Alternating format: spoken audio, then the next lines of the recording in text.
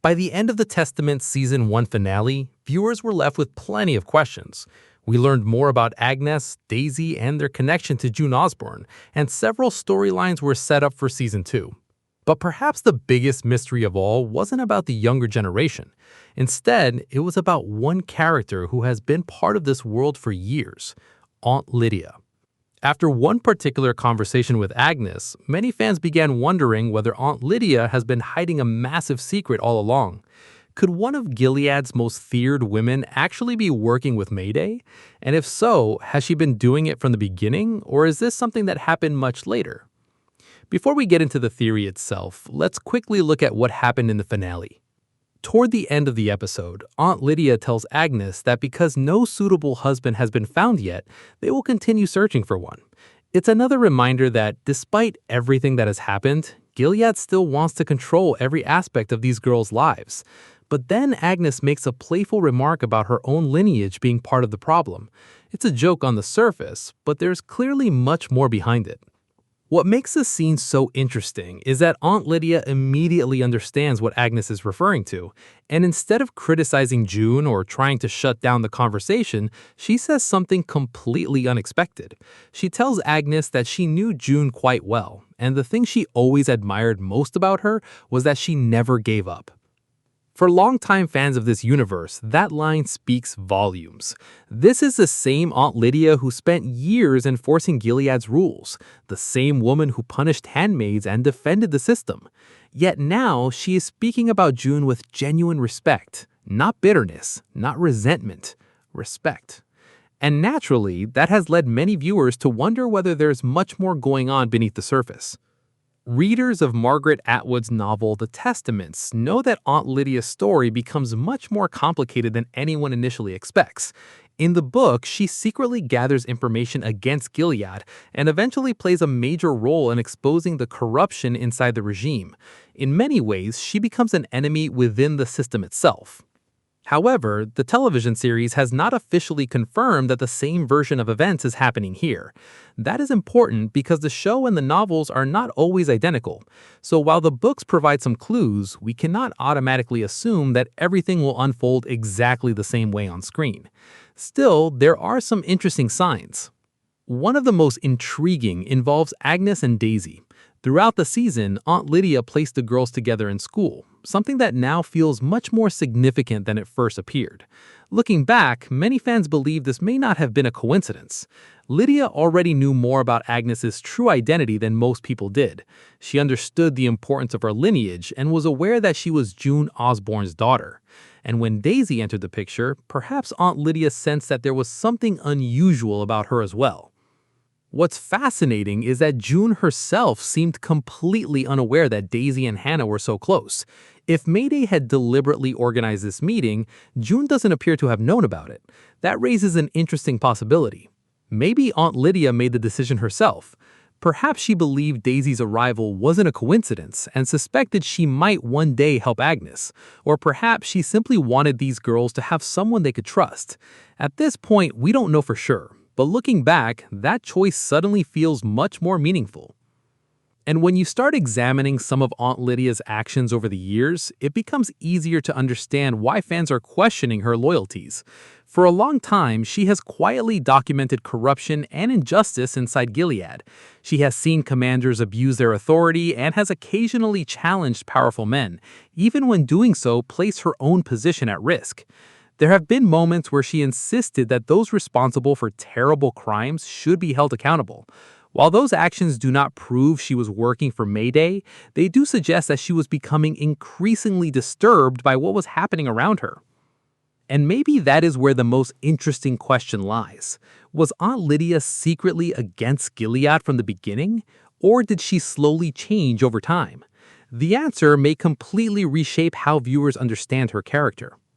According to Margaret Atwood's novel The Testaments, Aunt Lydia eventually becomes one of the regime's greatest enemies from within. But the television series may be choosing a more gradual path, and honestly, that might make her story even more powerful. When we first met Aunt Lydia in The Handmaid's Tale, she genuinely believed in the system. Her methods were cruel and often terrifying, but she seemed convinced that she was doing the right thing.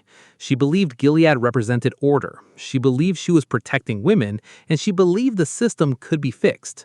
But over the years, she witnessed things that became harder and harder to justify. She saw commanders abuse their power, she watched innocent girls suffer, she experienced betrayal from the very people she had trusted. And little by little, the confidence she once had in Gilead started to crack. Maybe she spent years believing she could reform the system from within. Maybe she convinced herself that she could make things better without completely turning against the regime. But eventually, maybe she reached the same conclusion June had reached years earlier. Maybe the system itself was a problem. And that brings us back to June. The line about June never giving up may be one of the most important moments in the finale, because what Aunt Lydia admired wasn't her obedience, it wasn't her willingness to follow rules. In fact, it was exactly the opposite. She admired her refusal to surrender. Despite losing her family, despite enduring unimaginable suffering, June kept fighting. She never accepted defeat. She never stopped resisting. And perhaps, over time, Aunt Lydia came to respect that strength. That doesn't erase everything Aunt Lydia has done. Nothing can undo the pain she caused. She played a role in maintaining one of the most brutal systems imaginable, and many of her victims suffered because of her actions. But redemption and forgiveness are not always the same thing. A person can recognize their mistakes and try to make things right without erasing their past. And maybe that is the journey the writers are exploring. Of course, there is another possibility. What if Aunt Lydia isn't working for Mayday at all? What if viewers are reading too much into these clues? It's possible that she simply feels sympathy for Agnes. Perhaps she respects June without fully agreeing with her. Maybe she wants to protect certain girls while still believing parts of Gilead can be saved. That possibility cannot be ignored. After all, complicated characters are often the most interesting ones. And honestly, that would fit with everything we've seen from her over the years. Still, Season 2 could reveal a great deal more about her hidden activities. Many fans are hoping for flashbacks that explain what Aunt Lydia has been doing behind the scenes. Has she been secretly collecting information? Has she been helping people in ways we haven't seen? Or has she simply been waiting for the right moment to act? Those are questions the series will likely explore moving forward. Season 2 could also bring together an unexpected group of young women. Agnes and Daisy are obviously central to the story, but another important figure is Shunammite Plum. Unlike Agnes, Shunammite comes from one of Gilead's most powerful families. She has influence, connections, and access that others do not. At the moment, she remains unmarried, just like Agnes, and that shared experience may eventually bring the two girls closer together. Combined with Daisy's background outside Gilead, these three young women represent very different perspectives on the world they inhabit. Agnes understands what it means to have an identity stolen. Daisy understands life beyond Gilead, and Shunammite understands the inner workings of the elite class. Together, they could become a powerful force. Whether that develops into a true alliance remains to be seen, but the possibility is certainly there. And perhaps someone like Aunt Lydia could become an unexpected guide for them. That would be one of the greatest ironies in the entire story. Because for years, audiences have viewed Aunt Lydia as one of the villains of this universe. She has been feared, hated, and blamed for countless acts of cruelty. But The Testaments has always been a story about change, legacy, and the choices people make when confronted with uncomfortable truths, which is why that brief conversation with Agnes feels so important.